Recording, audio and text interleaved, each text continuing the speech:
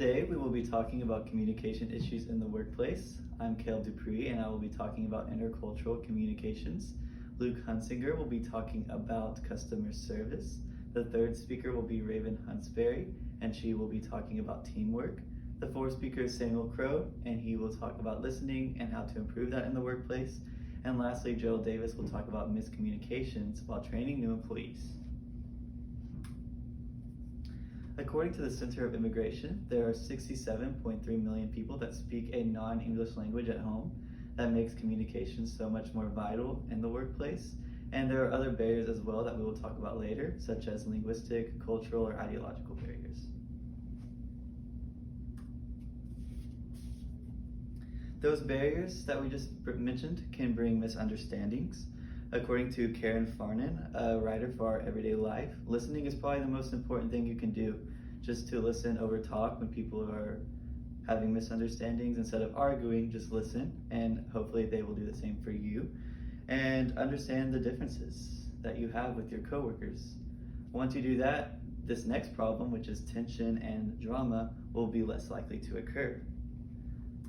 But if it is ignored, unfortunately, then usually people will say petty comments behind your back or in front of you. Y'all will have more disagreements and it can lead to other issues as well.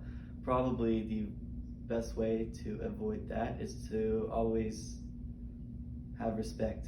Respect is key. Avoid controversial topics if you can and just do your job, really. Then you're less likely to come across drama. You won't even have the time to deal with that.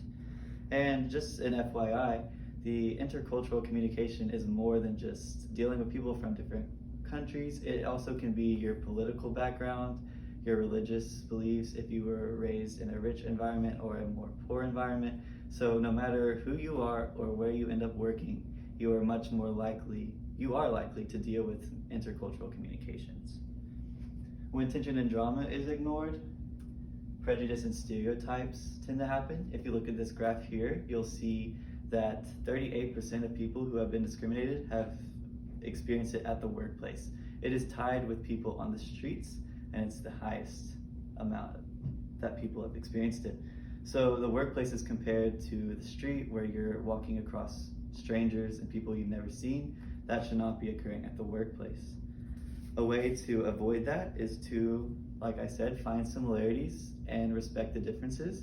And most importantly, speak up when you have the chance to. Always speak up if there's someone talking disrespectful things about something that people can't control. To respect those people and do it so that it will never happen to you or your other coworkers. In conclusion, it's pretty simple. You just listen, respect, keep an open mind, and speak up when you have to, and just be mature. And none of these things are likely to happen. These issues that happen all the time, all around the country, will be less likely to happen if you just keep these four simple aspects. Next up will be Luke Hunsinger as he goes over customer service. Thank you.